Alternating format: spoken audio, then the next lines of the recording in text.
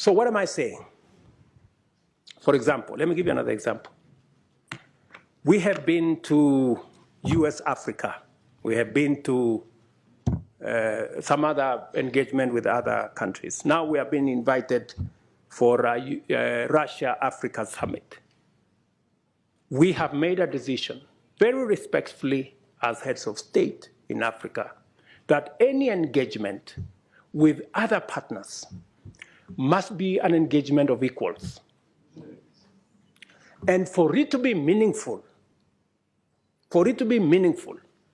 if we are going to meet the president of a country, we have organized ourselves that the Troika is going to represent Africa. The chair, the current chair, the past chair, the chair that is coming, and the heads of our regional economic commissions, about 6, 7 people. But what happens continuously? When others want to engage with us, they don't want to deal with the Troika. They want to invite 50 heads of state. So we go to a meeting, just explain to me what kind of outcome you expect where 50 heads of state are sitting. Everybody is asked to speak to 1.5 minutes. You speak to one for 1.5 minutes. What kind of engagement are you going to get? You're going to get nothing, right? The best that you get is photographs.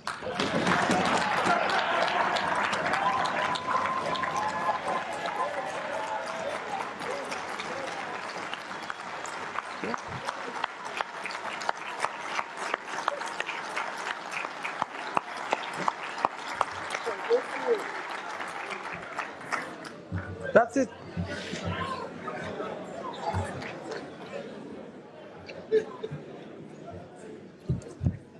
Precisely. You get these photographs, they normally line us up somewhere, you know, crowd of 50 heads of state.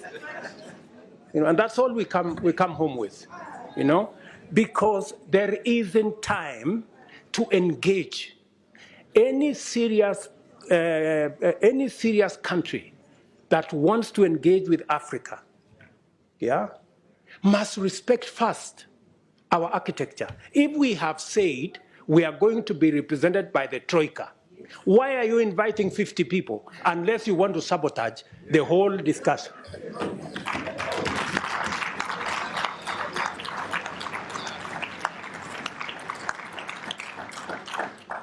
And if you can't respect our own rules, it is a sign of lack of goodwill. I mean, you must, so that when we engage, you know, if we have a smaller group of 5 people, then you can have a meaningful conversation. And we can have a meeting of equals. But here you are, you represent 200-300 million people. You have a guy here who represents 10 people. You have another guy who represents 10 million people. Then that conversation becomes, and some of the time, you know, the most unfortunate thing is that some of the people who invite us to these meetings tell us, if you don't come, there will be consequences. So all of us are forced to go to a meeting that has no meaningful outcome because of blackmail. This is not right, good people. You know, this is not okay, you know? So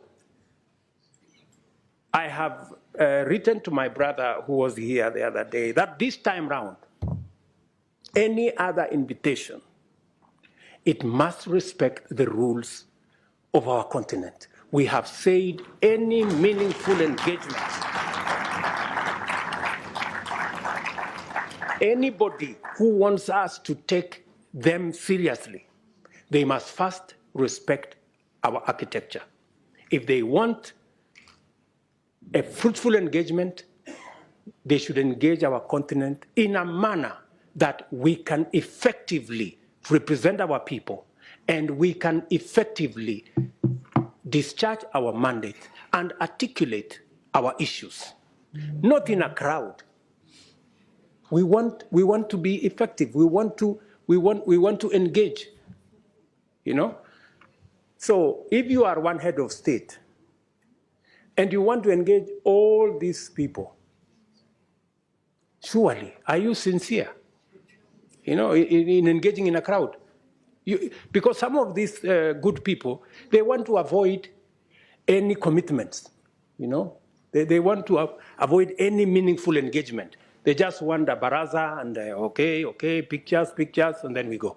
Dinner, and then, I mean, good people, we have food in our countries, at least. We can eat at home.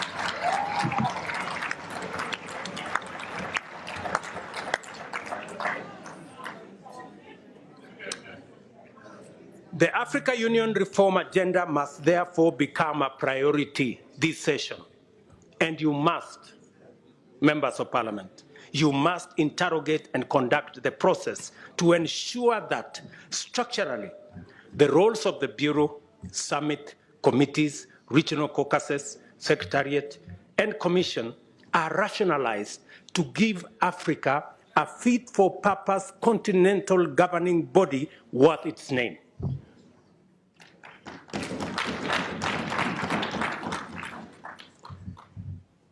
To do so, this Honorable Assembly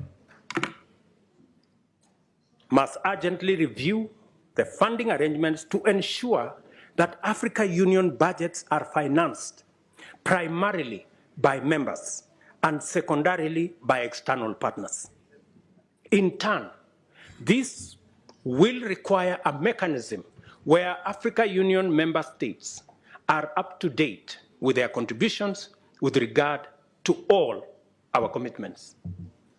As matters stand, our most core mandates depend on the goodwill of development partners. Just imagine, including critical peace and security matters, that our own peace and security fund is funded by development partners more than is funded by us as heads of state and countries.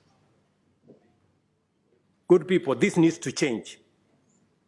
Africa solutions must look like solutions. And in principle, they ought to emanate from us. How do we say we are providing African solutions if it is funded by development partners? It's a fallacy.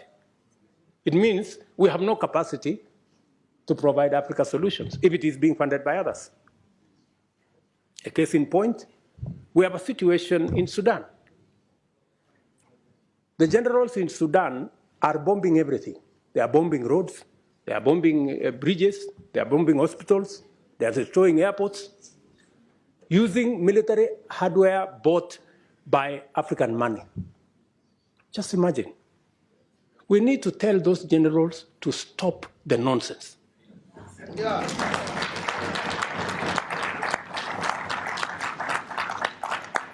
Military capacity is for fighting criminals and terrorists. It is not for fighting children and women and destroying our own infrastructure.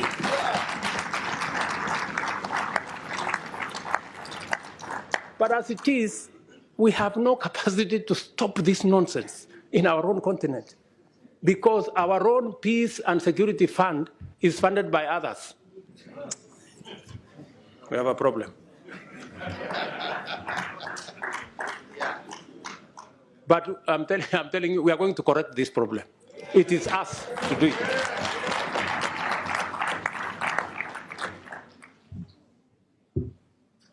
Let me also tell you that I think we're going to have a new, and we need your help. You know, we need your support. You must take up your role. You know, you must take up your role and make sure that our executive, the people running the Africa Union, are held to account.